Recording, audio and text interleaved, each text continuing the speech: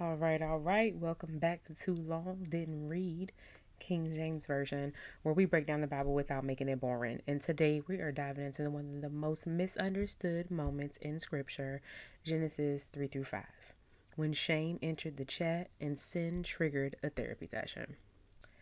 Okay, y'all. This is the chapter where Eve gets villainized. Adam plays silent, the snake talks slick, and sin enters the group chat. But don't worry, because we're setting the record straight with grace, context, and a side of snarkiness. Let's get into it. So, boom. Eden. Eden was chill. Paradise was great. Adam and Eve had purpose, provision, partnership, and one boundary. Don't eat from that tree.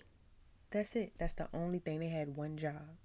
And then the snake pulls up, slick. He didn't make Eve sin. No, he just planted doubt. He said, hey, did God really say?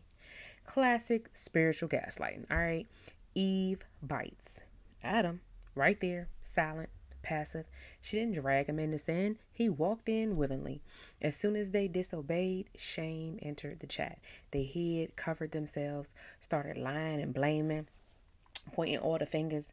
God shows up, not confused, but curious. Where are you? Not because he didn't know, but because they needed to know what they'd become. Eve wasn't the villain. Adam wasn't innocent. And the snake, well, he was just messy. God didn't ask, where are you? Because he was lost. He asked because they were. Consequences and protection. Let's talk about the consequences. The snake got cursed, forever crawling. Childbirth, painful as hell. Work, no longer jail. And Eden, access, denied. Not out of punishment, but protection. God blocked the garden with an angel and a flaming sword. Because when glory had been touched with dirty hands, re-entry ain't automatic.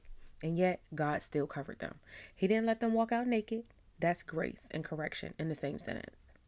The enemy didn't steal Eden. Adam and Eve gave it away. God covered them even as he corrected them. That's grace. Then we get into Cain and Abel. Jealousy, rejection, and the first murder. Cain and Abel, two brothers, two offerings. One brings God his first and best. The other brings leftovers. Guess which one got the favor? Cain gets jealous, but here's the thing. He wasn't mad at Abel. He was mad at God. He felt rejected, didn't process it, and killed the person who got blessed instead of him. When God asked, where's your brother? Cain hit us with the OG gaslight. Am I my brother's keeper? Yes. Yes, you are. But Cain couldn't handle correction either. So God sent him away, marked but not destroyed, grace. Still, jealousy is just rejection that you didn't process. Cain wasn't mad at Abel. He was mad at God. And Abel got the smoke. Genesis 5 is basically the who's who of biblical lineage. It's a scroll of names and lifespans, but don't sleep on it because even after the fall, people still lived, still birthed nations, still carried legacy. Because when God says, I'm going to make a way, not even your worst decision can block it. Even after the fall, the lineage kept going. Grace still runs deep. So let's wrap this up with a few truths that you can carry into the week. Sin enters through disobedience, but shame grows in silence.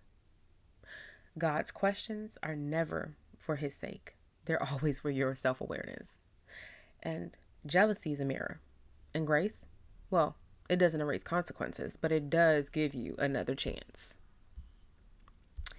Listen, steal these gems. Sin didn't start with rebellion. It started with doubt. You're not being punished. You're being protected. Yes, you are your sister's keeper. So act like it. If this hit anyone in their spirit, go ahead, drop your favorite emoji in the comments so I know you're here. And don't forget to subscribe because next time we're going into Noah and woo, the flood isn't the wildest part of that story. I'll see y'all next time. Love you. Mean it. Bye.